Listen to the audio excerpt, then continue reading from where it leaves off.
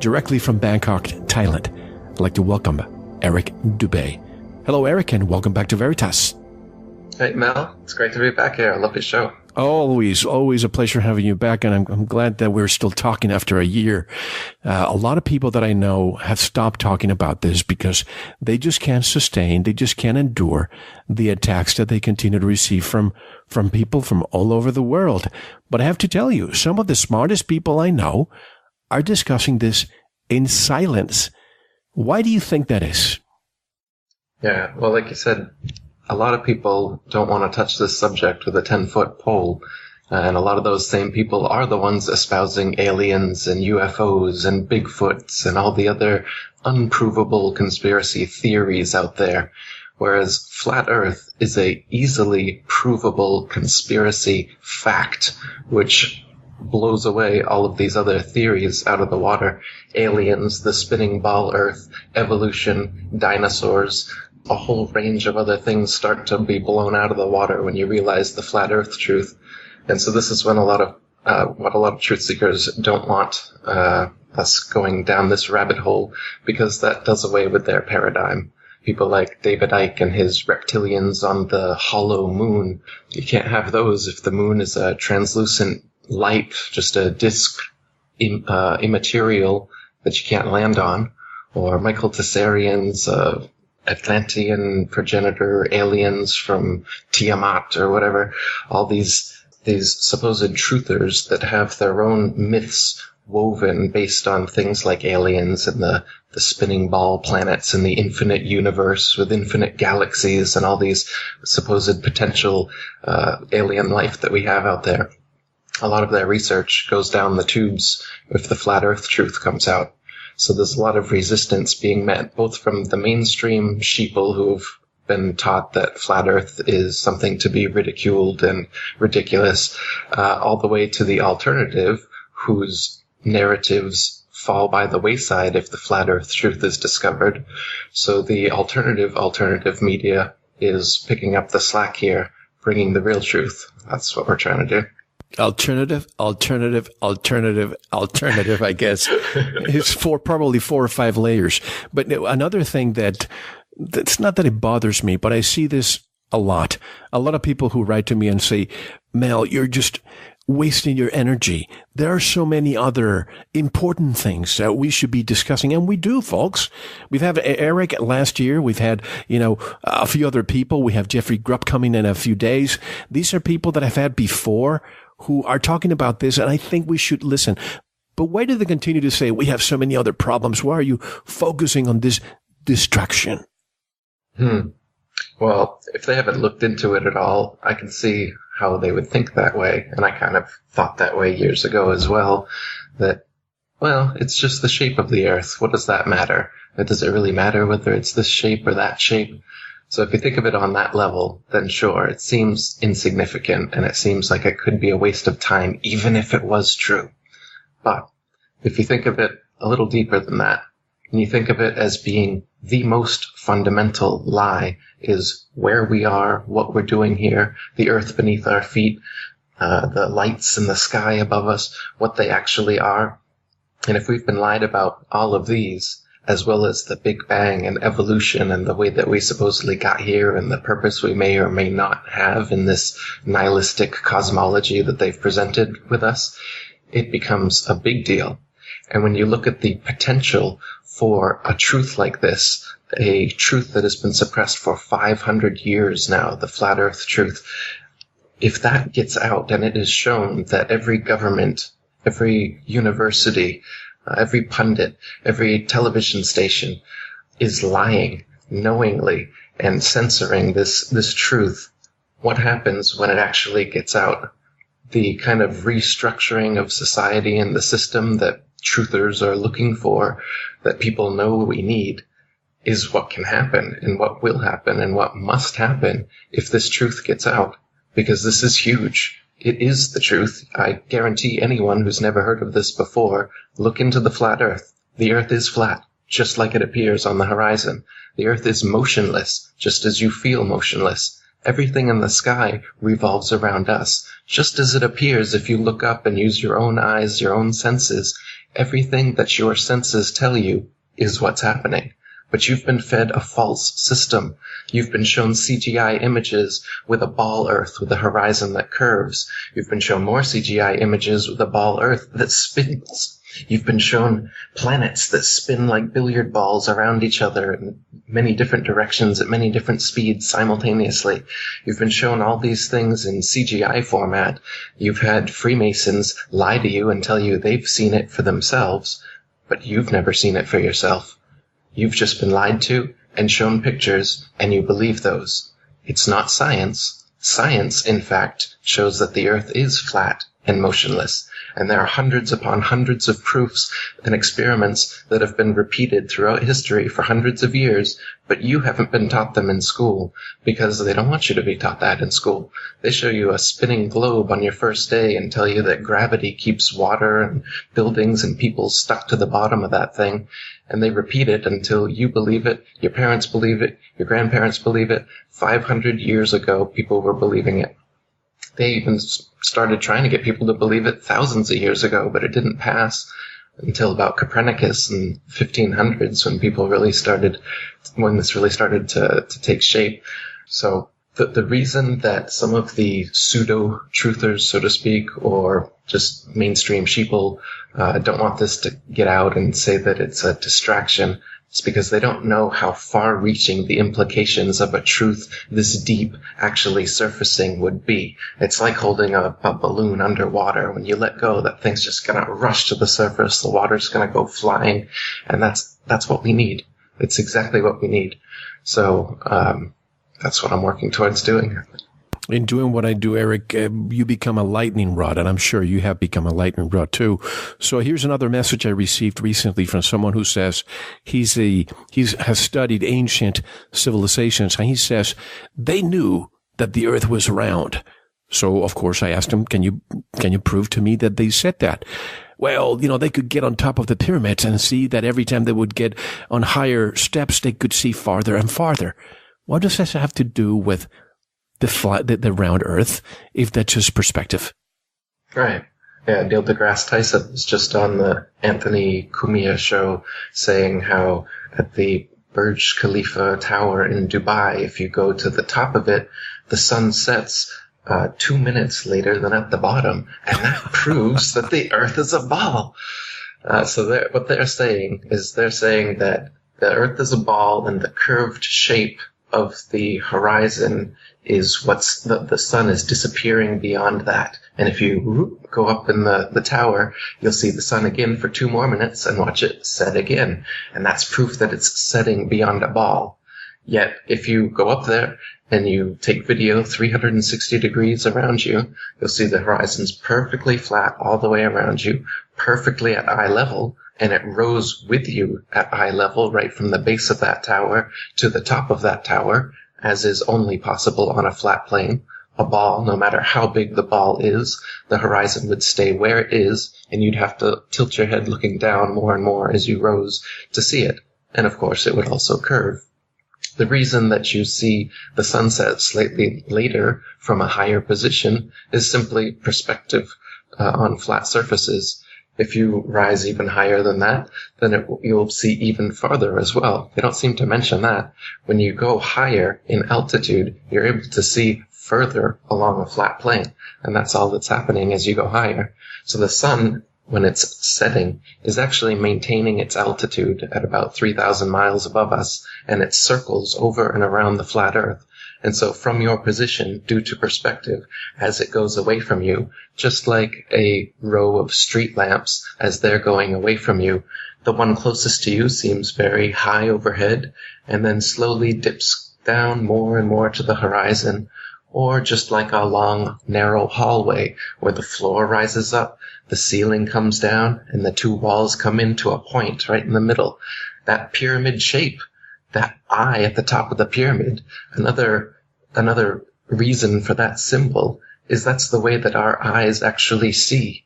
Our eye sees in a pyramid-type shape like that, and the sun setting down on the horizon like that is simply an element of perspective.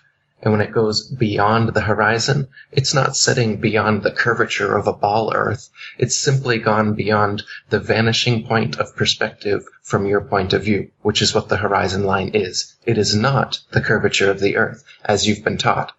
You can think about it. If the limit of your perspective was the curvature of the Earth, and you saw, say, a ship disappearing over it, then you look to the left, the same amount of distance, and you look to the right, the same amount of distance. Well, there's no curvature there, but that's twice the distance as the ship in front of you that you think has disappeared beyond the curvature. And then to double check this, you can take out a pair of binoculars, and you'll see that that ship that disappeared beyond the horizon over the curvature of the Earth magically comes right back totally into view, hull and all. And that's because it's simply gone beyond your perspective, which you can bring back into view with technology or by gaining altitude, like by going up in a tower. So this is all just an element of perspective, and tricky Masonic magicians are trying to get you to think it's based on the curvature of the spinning ball Earth, when it's nothing but perspective. It was December 7th, 1972, where we saw the quote-unquote blue marble, the image taken by allegedly Apollo 17. But I've always had a problem with that picture. Not with that picture, that photograph in particular, but because of so many new ones have made its way to me, and they're all so different. The United States looks so much bigger now. Africa looks so much smaller now. What's happening? Are the tectonic plates changing so much that when we take pictures now, the land mass has changed? Or is it just pure CGI all along? That's a good one. Yeah, the tectonic changes are causing the CGI pictures to become very different as the years go on. That's a good point.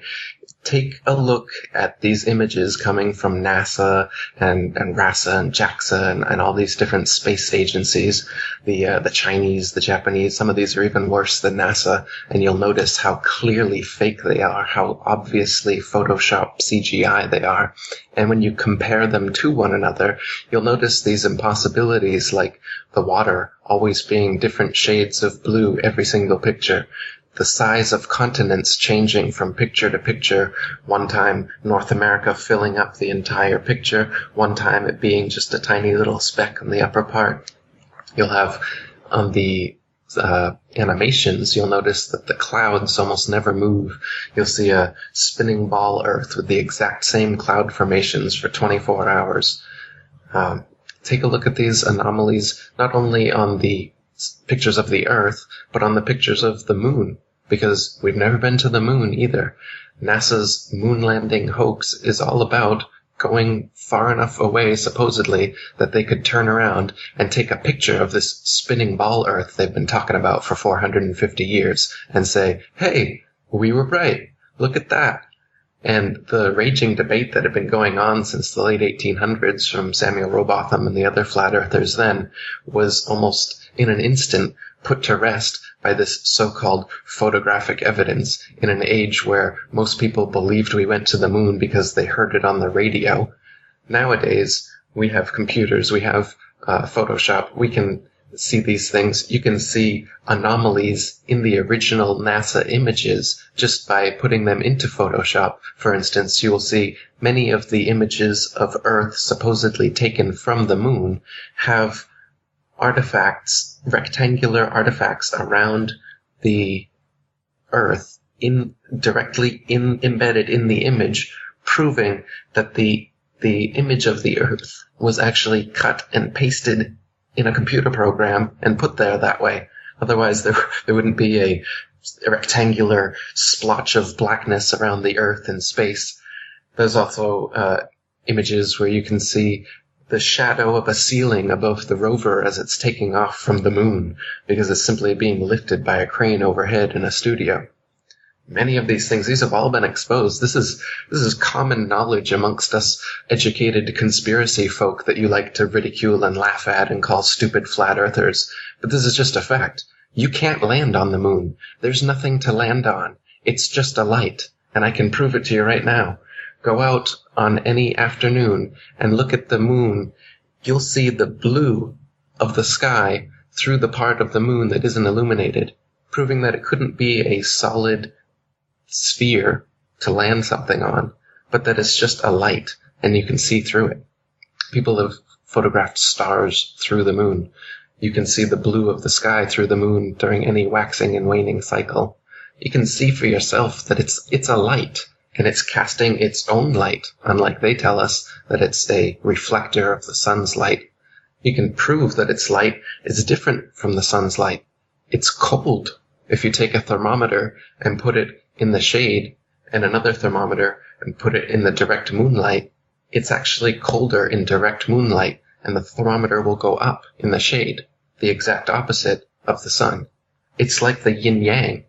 If you picture the yin-yang symbolism in Chinese astrology, it's the sun and the moon circling around and over the flat earth.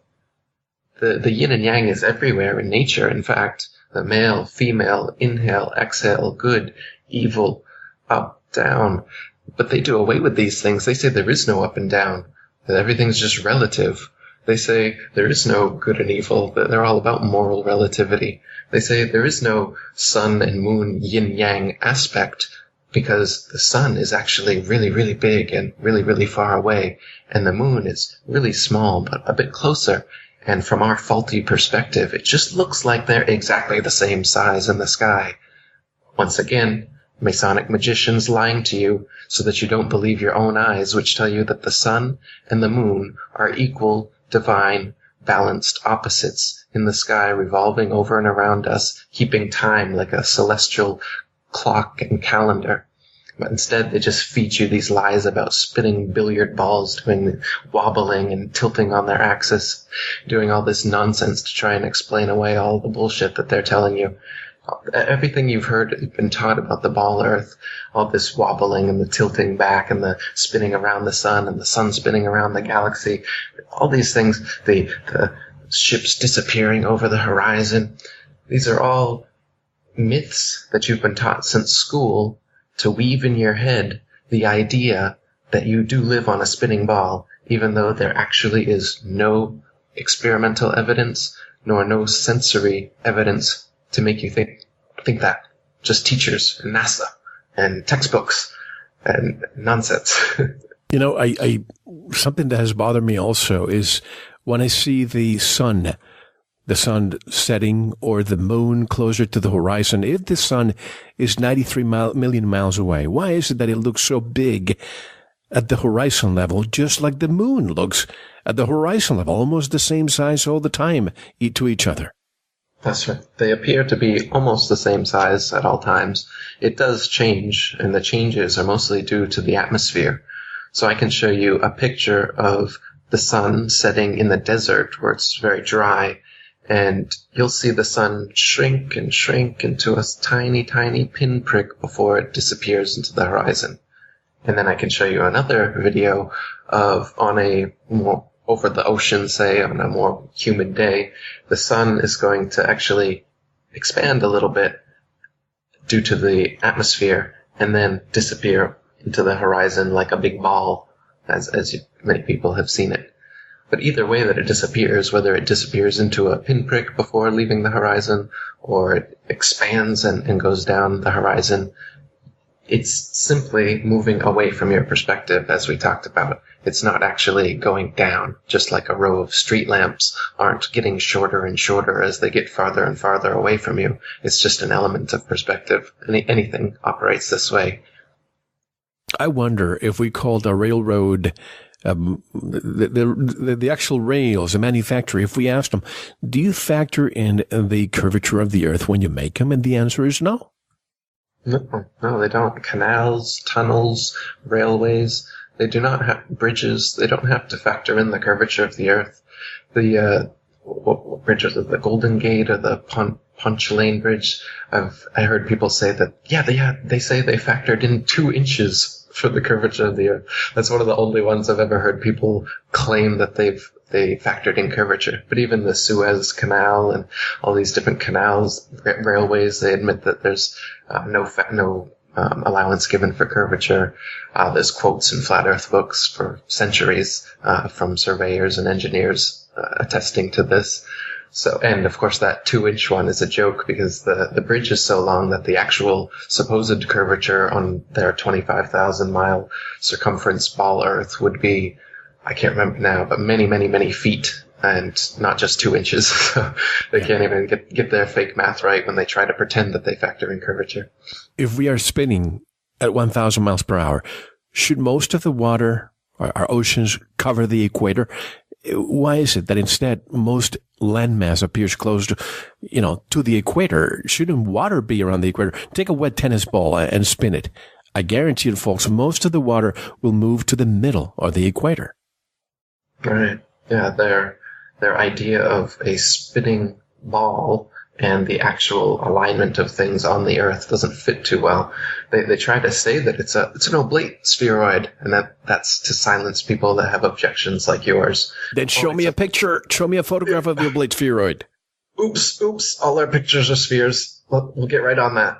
And then, of course, when you point out that you can see Polaris from the southern hemisphere and that the southern hemisphere is actually bigger than the northern hemisphere, they say, well, it's a pear-shaped oblate spheroid bulges out under the pole, under the equator. Yeah, that's it. And once again, well, show me the pear-shaped oblate spheroid then.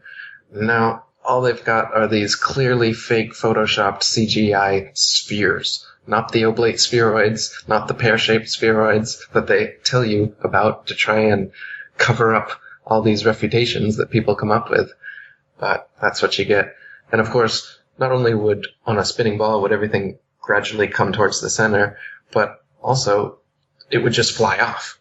Anything that's tried to stick to a spherical surface, even if it's not spinning, falls off. They say that there's this magical force called gravity, which allows by big masses, by virtue of their big mass alone, to create a force that attracts other smaller masses to it. Okay? Like a magnet? Yeah, but it's not a magnet. It's everything. They say everything has this force. Okay, show me something that's not a magnet that does this. No, they can't show you a single thing. They say, well, there's nothing big enough until you get to the level of like moons and the Earth and the planets, stuff like that. Then stuff is big enough to cause this attraction we're talking about that causes the water and you and the buildings and everything to stick to the bottom of this 1,000-mile-per-hour spinning ball. But no practical examples of it whatsoever. They can't show you any mass by virtue of its big mass alone that causes even a dust bunny or some tiny, tiny small mass to stick to or orbit around it the way that they say gravity causes masses to do to other masses. So really, this gravity theory is just an illusion that they've told you to make you believe that it's possible that the oceans could be curved around a spinning ball like this, and that you could be in Australia upside down and experience yourself as right side up and never fall off. These are all just ways to make you stop believing your eyes. It's pseudoscience to remove you from the actual known science for thousands of years, which is that things fall or rise based on their relative density.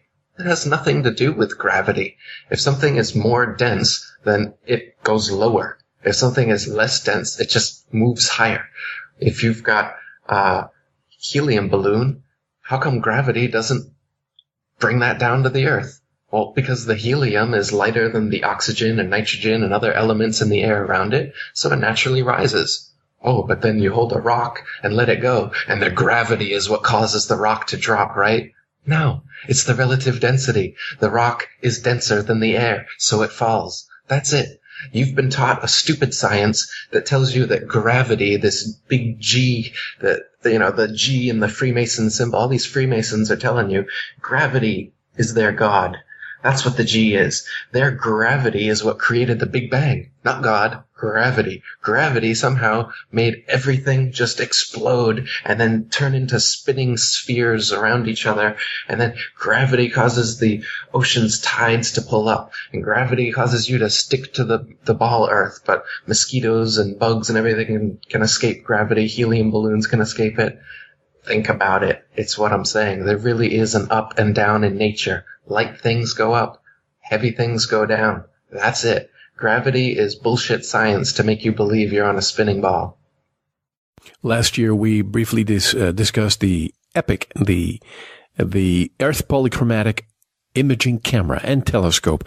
You know, that little image that makes NASA feel so smart. I got to tell you, folks, I think the powers that want to be, they want to have intellectuals. They want to bring them to their colleges or universities, give them PhDs so they can be brought to their silos. What they don't want is renegade, inquisitive minds, people who question what they're telling us, like that picture of EPIC showing us the Earth from 1,000,000 miles away. And they confirm it's an animation featuring actual satellite images. But the question is, once you see that laughable moon go along for hours, not a single piece of cloud moves. And I'm sorry, but I just can't believe those quote unquote intellectuals out there don't question that. Absolutely. And why don't they question that 1,000,000-mile internet connection that allows us to receive those pictures? Where's the patent for that? Why aren't internet service providers using some of that technology? My Wi-Fi cuts out right away. I'm not close enough to a hotspot, but they're able to get super moon animations from 1,000,000 miles away. And what is this about them saying that they have to splice the satellite images together and it's actually an animation and all this stuff? It's a backpedaling liar. Don't you know a liar when you see one? When you catch out a liar in a lie, do they just go, "Oh yeah, you got me. We don't have 1,000,000-mile internet and it's clearly a bad cartoon." No, they say, "Oh, well, it is our satellite imaging, but you see, the way that we receive the technology from the imaging from the 1,000,000-mile internet, we have to splice it together, and it looks like a sad animation. Believe us." Smart talk. Yes, exactly. It's all smart talk. And even, I drive 3-4 hours in the desert coming to where I am now in Mexico, and I lose cellular communication for about 3 hours.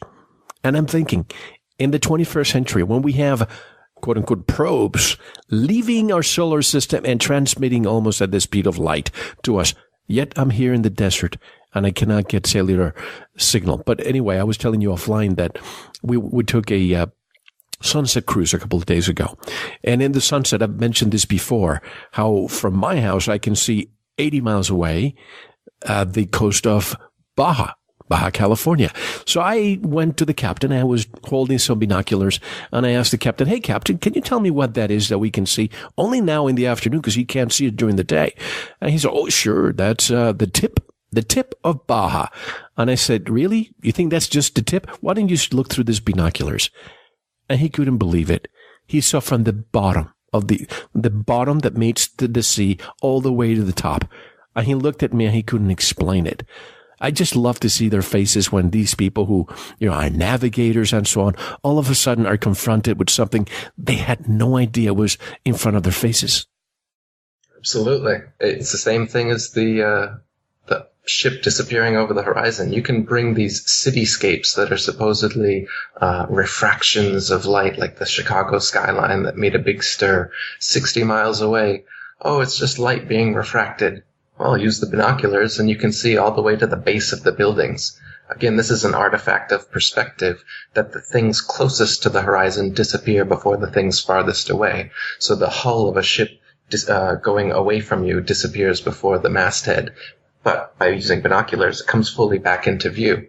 Just like a person walking away from you, their shoes and their ankles and then their knees and the rest of their legs are going to disappear before their head does. But that doesn't mean that they're walking over the curvature of a ball Earth, and you can prove that it's not the case with binoculars, telescope, or zoom camera, and bring the entirety of their legs, or the bottoms of the boats, or the bottoms of the cities, all the way back into view, and then, watch the faces of the people that thought they were going to get just the tip. Are you telling me that the Chicago skyline was not a mirage? It wasn't. They're lying to you, Mel. And people don't question if it's a mirage. What is it really reflect? Where's the reflection? Where's the mirror? I mean, you can see in the desert from far away, you see mirage. You think it's water, but that's just the heat rising from the bottom of the hot pavement. But to see in the distance the top of the Sears Tower and call it a mirage, honestly, these people think that our IQ is just the one of a lettuce.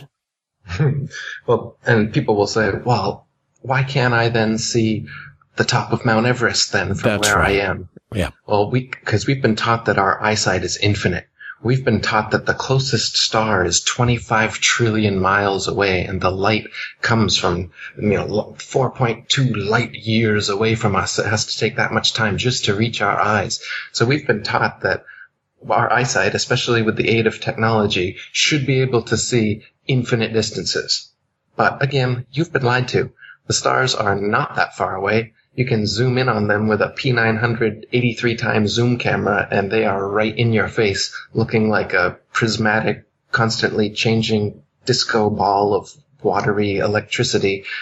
And that's what even the so-called planets look like. The so-called planets were always called wandering stars because they have more unique paths that they wander in the sky than the fixed stars. But when looked at through these instruments, they just look like lights in the sky. They do not at all look like spherical terra firma that you could land some masons on, as they'd like you to believe. And so when people ask you, why can't I see Everest from my balcony then? Again, perspective and the limited eyesight, even with a telescope, only allows us to see so far. The Earth is flat, but it's not completely flat. There's valleys, there's mountains, and you can only see so far before the converging skyline and the uprising ground meet on that horizon. Using a telescope, zooms it in, and you're able to see a bit further. But thanks to the atmosphere and just the limits of our perspective, and based on your altitude, you can see a lot further. Like if you take a balloon up, 20 miles is about as high as we can get an amateur balloon. You can see for hundreds of miles. Again, because of altitude and perspective, not because you're somehow seeing over the curve of the ball, because you're not. Because you can see in those high altitude videos that the horizon has risen 20 miles up to your eye level. Again, impossible on a ball, no matter how big the ball is. And it's flat, 360 degrees around. So you're not just seeing hundreds of miles now because you're seeing over the curvature of the ball. No, your perspective is now greater because you've attained a higher altitude. And if you have a telescope from that altitude, maybe you could see Mount Everest. Nobody's actually tried that experiment.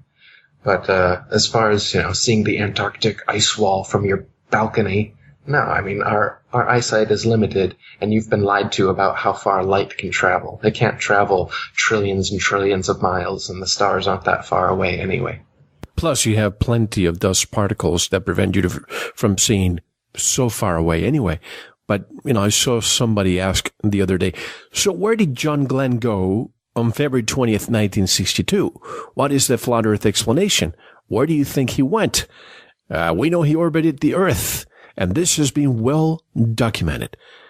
So does that prove anything? The fact that you're saying well documented and, these theories that they call 100% correct, can they prove it? Can we really prove anything beyond our planet if we can replicate an experiment in a control environment? It's just like we know the steel recovered from the World Trade Center was shipped to China. Of course, there was nothing there. Those towers dustified, but the lie was repeated so much that I even believed it. And even when I had Dr. Judy Wood on the show, and I said, what about the steel that was shipped to China? Like, yeah, that's something I was told and I believed.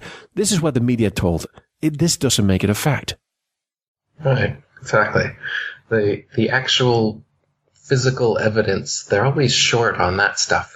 When you ask NASA, hey, how about the telemetry data from the supposed rocket and shuttle that took you to the moon and back? Could we see the reels and reels of that? Oh, we lost it.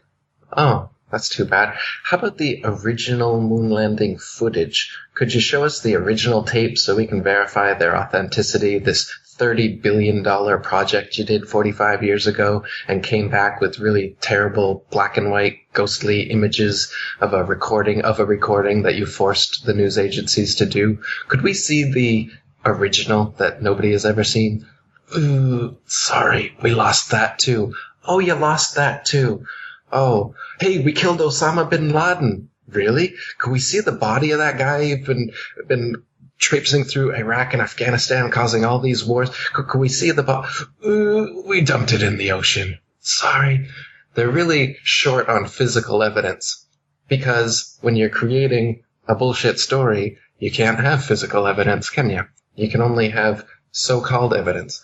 You can only have the fabrications of evidence. That's why when you look at evolution theory, the so-called monkey and humanoid transitionary forms, or dinosaurs, and the supposed physical evidence that they give you for that. Oh, actual dinosaur bones? Well, the actual dinosaur bones, we keep those under a lock and key that no one in the public can ever or has ever seen. And instead we give you plaster of Paris molds that we assure you come from the original bones that you've never seen, but they are there. And as for Lucy and this Neanderthal man and all these other supposed transitional species, yeah, sorry about that, but it's just human bones mixed with ape bones, and we've been doing this for 150 years now, being exposed regularly, but we just keep doing it. And the great lie, if you just keep telling the same lie over and over again, even if all the physical evidence has been exposed as nonsense, they'll start to believe it just by the sheer weight of the propaganda. So as a truth seeker, I recommend people ask these questions and look for the physical evidence. Look for, oh, aliens. Oh yeah, show me physical evidence of an alien. Still nothing. How many, type in aliens, we must have millions and millions and millions of hits and people contacting aliens and all this stuff. Physical evidence, please? None. Okay. These kind of things are where you have to look. And that's where the flat earth it has reams of physical evidence. My latest book is 200 Proofs the Earth is Not a Spinning Ball. I came up with 200. Because William Carpenter came up with 100 back in the 1800s, and I wanted to double it. Somebody else could double mine. When you're dealing with the truth, you can come up with as many proofs and experiments and evidence as you want, and that's what you're going to find for the flat, motionless Earth. And again, this is why they don't want you using this method of discernment. They want to keep you in la-la land based on testimonials and hearsay. They don't want you doing actual science, looking for actual physical proof of things, because that's when you really start to get to the bottom of these hoaxes. I'm just laughing because I've said it many times for years that my wife is in a totally different wavelength than me when it comes to all of this. Like the captain the other day, when I asked him the question, she knew why I was asking. She was rolling her eyes. Or we went in, a few months after we did our interview, and we discussed a little bit of the dinosaurs, which I'd like to discuss more later. But we went to the Museum of Natural History in New York back in October or November. And my wife and my daughter went with me, and I asked two curators in front of them. And I said, are there, because they have a bunch of dinosaurs, they're huge, the size of buildings, right? So I went to them and I said, are there any real ones here? Any of the bones real? And my wife was like, how dare you ask that question? They are real. Look at them. And both of them said, no, sir, those are, as you said, plaster. And I said, what's the reason? Why can't you just, because of the elements, and we don't want people touching them, even though they have, ropes around them. You can't touch them. But just to avoid the historical value, we need to put them away somewhere. And I'm thinking, where the hell do you have these huge bones? Where's the warehouse? I like to go see. So do they have real bones somewhere? No, I mean, even longtime paleontology students have come out saying that they're trying to get a glimpse of these, but because they were critical of the establishment, they aren't allowed to see them either. Basically, it seems like unless you're indoctrinated enough, or unless you've been brought into the secret societies and told the truth anyway, that you're not going to get into the higher echelons of this kind of stuff anyway. So, people like Neil deGrasse Tyson, he knows the Earth is flat and motionless. He's a Freemason, and he's doing a job, an acting job, where he propagates this deception onto you guys. And the high-level dinosaur people, it's the same thing. They know that dinosaurs don't exist. But the bones, supposedly the real bones, are kept locked away, but they just give you plaster of Paris. If there were real bones, you could put them behind, solid bulletproof glass, whatever you want, but show us the real thing. No, they can't do that. But they show us petrified wood. I mean, lunar rocks. That's right, which have now come out to be fake, right? These moon rocks that Neil Armstrong and Buzz Aldrin gave to museums around the world have now been scrutinized and found to be just petrified wood that they've dug up somewhere.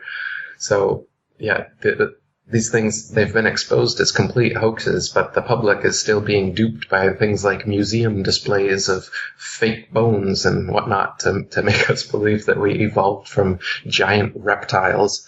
So what dinosaurs do for the evolutionists is they provide the stepping stone from lizards and fish and non-flying things to flying lizards and then reptiles turning into mammals. See, they've got these links in the supposed evolutionary chain that they don't have fake answers for, so they've had to come up with them along the way. And so, they say that the Big Bang happened and everything came from nothing for no reason due to gravity, their God. And then all of this explosion, which, unlike most explosions which destroy things, this explosion created things. It created everything somehow out of nothing. So it's a creationary explosion. And then all this debris, which came out of nowhere and nothing. And now, what is this debris? What is it? It's the lighter elements, I guess. Hydrogen, helium. Okay, whatever. And then somehow they become greater elements and bigger, heavier elements. And they start spinning around and they become these planetoids, lifeless. Oh, but then somehow water forms, the elements come together, and somehow with an intricate, meandering of these elements, consciousness and life and intelligence somehow comes into play. Oh, and now there's living organisms, and then somehow they reproduce. Oh, there was two of them, and they had sex somehow. They just simultaneously manifested, I guess, and now sexual reproduction started happening, and then the species started changing. And they had two males that reproduce. How is that? Right. How is there two of anything? How is there one of anything? They can't explain that, but they just skip over that in one sentence in your textbook and hope that you don't ask questions. Oh, and okay, so then it's multicellular organisms, and then it's a fish, say, in the water somehow. Okay, now we're up to fish now. And then the fish somehow crawl up onto land, and they don't die like every fish you've ever seen that jumps out of the water. Somehow it lives. It transitions its gills into lungs. It mates. Somehow the offspring live, and then the offspring have magically mutated into air-breathing fish-like amphibians now. And then the amphibians turn into reptiles, and then we got to get them flying. Okay, that's where the dinosaurs start coming in. We got a flying pterodon, pterodactyl, terrorist. We like that word, terra. Terra means earth, the earth that we lie about. So it's a flying dinosaur. And then they got dinosaurs that supposedly had feathers that they're trying to convince you of. Feathers that fossilized 65 million years ago. And now we have proof that dinosaurs were the evolutionary link to feathered birds. Again, these have been exposed as hoaxes if you look into them. I won't get into it here. But then suddenly a meteorite comes. And what does the meteorite do besides reinforcing their bullshit spinning ball infinite universe? It does away with all of these supposed dinosaurs that existed. And cockroaches and frogs and other lizards and all the other stuff that's still alive today, those were able to survive the meteor. But somehow all those big, giant, ridiculous lizards that would topple under their own weight and whose bones couldn't possibly support their massive structures, those all went away. Except for some bones which paleontologists find, not normal people, not everyday people tripping over them for thousands and thousands of years, but just interested parties for the past 150 years, the first dinosaur bone discovered shortly after the idea of evolution was introduced. So it's just a convenient, these supposed transitional forms, dinosaurs, the ape man, human man, all this stuff. This is just what they need to make their evolution idea seem plausible. And they fabricate the supposed evidence for you to make you believe in it. But when you look into the actual physical evidence that exists for these supposed transitional forms, or the history of the adaptation of species, has there ever been a species that turns into another species? Macroevolution? No. It's never happened. They have no proof of it. Microevolution, minor adaptations within species? Sure. But this is what they're trying to turn into, macroevolution of everything that exists evolving from everything else that did exist, evolving from nothing and a big bang. So they get you to believe that the amazing connectivity, beauty, diversity of nature and the natural world, the intelligence, everything around you somehow came from nothing for no reason and out of an explosion that created it. And then it just evolved for no reason to have consciousness, life, and intelligence and have all this order and beauty and diversity that we have just by coincidence. It's random. Yep, it just happened. So what does this do? It's a nihilistic, atheistic cosmology that makes you a speck of dust. It makes God irrelevant. It makes him impossible. It makes you a purposeless, meaningless accident of an explosion that just happened to be now. So how would you live? How would you live your life when you believe that kind of cosmology? Well, it's all about me.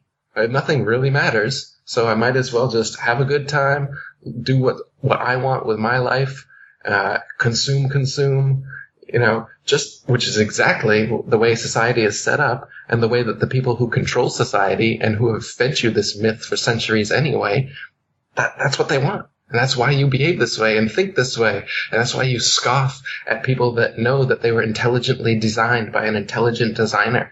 That's why you scoff at people that know that we're on a flat, motionless earth. And you laugh your hearty spinning ball earther laugh where you think that you know something because you've seen CGI pictures and you believe that that guy, Neil deGrasse Holt Tyson. And I tell people, because they say, Mel, so if you're not religious, that means you're an atheist. And the answer is absolutely not. I have never been an atheist. And yes, I abandoned organized religion a long time ago because I don't think that I should have a toll booth on my path to enlightenment. But essentially, what Eric is saying is the equivalent of me throwing a chalk on a blackboard and expecting the word God to show up. I think that's more probable than what they're saying. But by looking at the species, by looking at consciousness, by looking at everything that surrounds us, to come from an explosion, I just still cannot get it. So yes, I think they're trying to get us to believe that we are insignificant, utter dumb slaves that have no hope, so that we can just go to work 8 to 5 paradigm and just be too occupied to ask questions. But I have a question. Probably half an hour away from me here, there's something called the Pinacate Crater.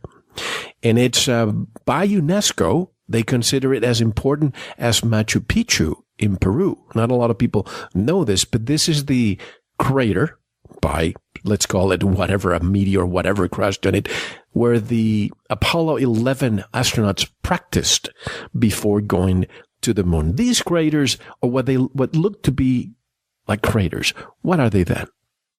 Yeah, so there's things that they call craters, which are holes in the earth, like a bowl shape, and right. Then there's the edges kind of up above the rest of the earth around them there. So in one way, it looks like it could have been caused based on an impact from above.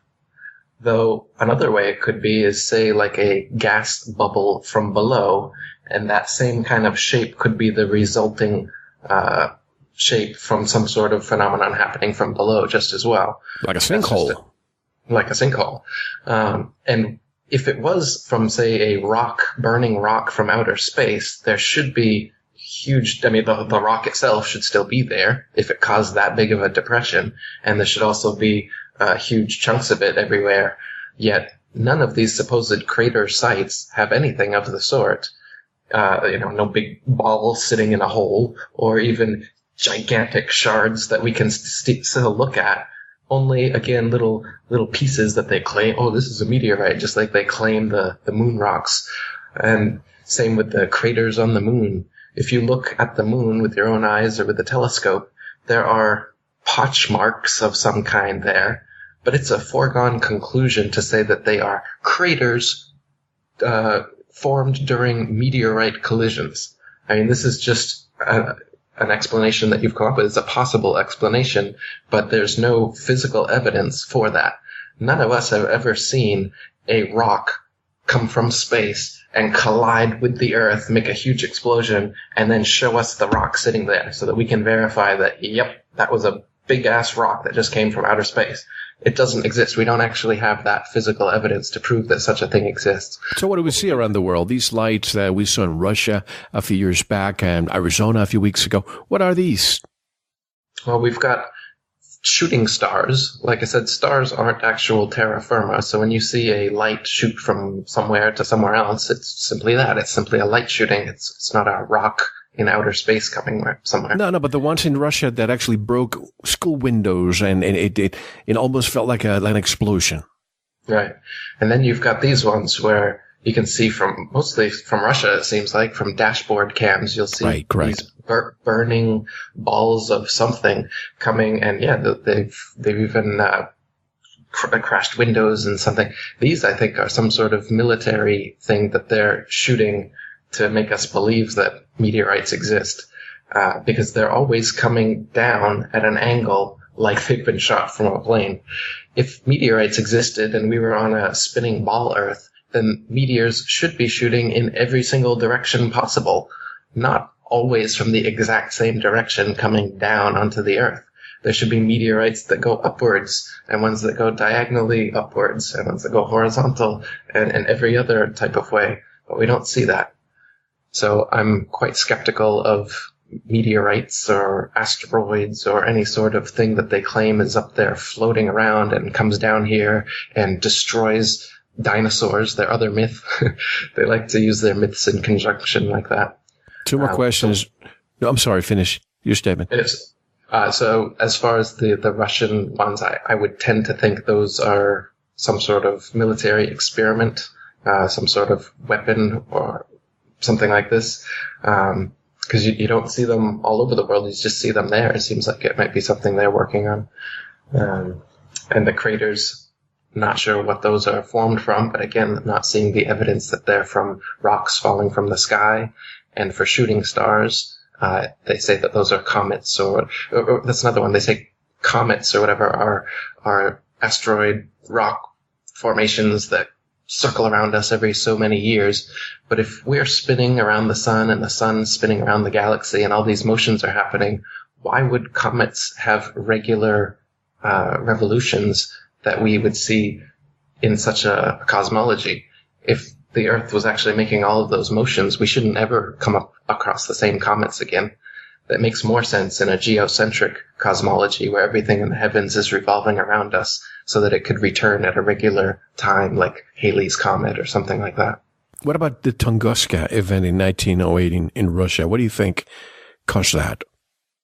Was that the supposed teleport? No, that was the Philadelphia experiment. What's the Tunguska one? It's an event. It was a large explosion that occurred near the Tunguska River, and it basically burned hundreds and hundreds of acres of forest there, and people as far as England saw the light. No, I haven't looked into that one. I'm not sure about that. That's fine. And just two more items before we take a quick break. Recently, you probably have seen these images of the Mars. Somebody pointed me into this. The Mars rover in Greenland. Google images showing, how do we know? First of all, there may be, if Mars really exists, there may be some rovers there.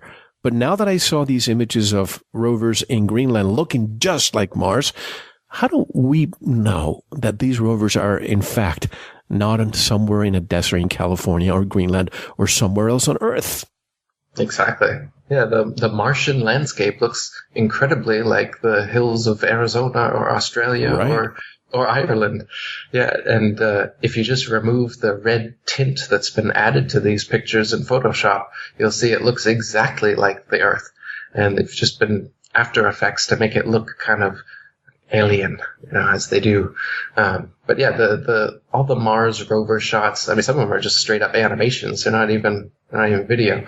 The video are all filmed here on Earth, just like the moon supposed landings, you can see that they use the exact same backgrounds over and over and over again on the different missions, and on the same missions where they say that, oh, today we're 5 miles from where we were yesterday, and then you line up the mountains and the hills in the background, and they match exactly. They overlay perfectly, showing that they're in a relatively small studio, having to use the same backdrops over and over again, but shooting them from different angles and from different distances to try and give the illusion that they've covered great distances on the moon. But again, with your third eye and a little bit of physical evidence, putting them next to each other, the angles, ups and downs of the mountains and hills trace each other exactly. Just like the gravity on the moon, which is supposedly 1/6 of the fake gravity here on Earth, causing the astronauts to move in that slow, floaty type of way. When you speed the footage up to 2 times, you see that they're in regular, normal atmosphere, gravity, whatever you want to call it, and they're just bouncing along or in their little buggy going along, kicking up dust at the exact same rate it would here on Earth. They've just slowed it down in post-production to make you think it's more alien again, just like the red tint in the Martian photos. So it's all Hollywood stuff. This Martian, they're going to send someone to Mars. They found water on Mars. There's a pyramid on Mars. There's a face on Mars. Yeah, a Photoshop face. Yeah, Photoshop pyramids. Yeah, Richard Hoagland goes on CNN, and you believe it because it's some supposed NASA insider exposing it, right? Yeah. That's the way to get the propaganda to really sink in. You give these whistleblowers to come out, and you make them into heroes that are exposing this information that only they have on the inside, right? And that's what us conspiracy theorists love. We love a good whistleblower, and we think that is actual truth and proof. But this is what I'm saying. This is the kind of evidence that we need to move away from. That's hearsay. When you have some supposed expert coming out and giving you information that only he has and that only he can confirm, that's called hearsay. It doesn't matter how much of an expert he is. We need physical, tangible evidence, stuff that you can put your hands on and prove. And again, that's why these kind of pundits, these kind of whistleblower, insider, conspiracy guru types don't want the flat earth truth coming out, because then you can prove for yourself that their claims are nonsense.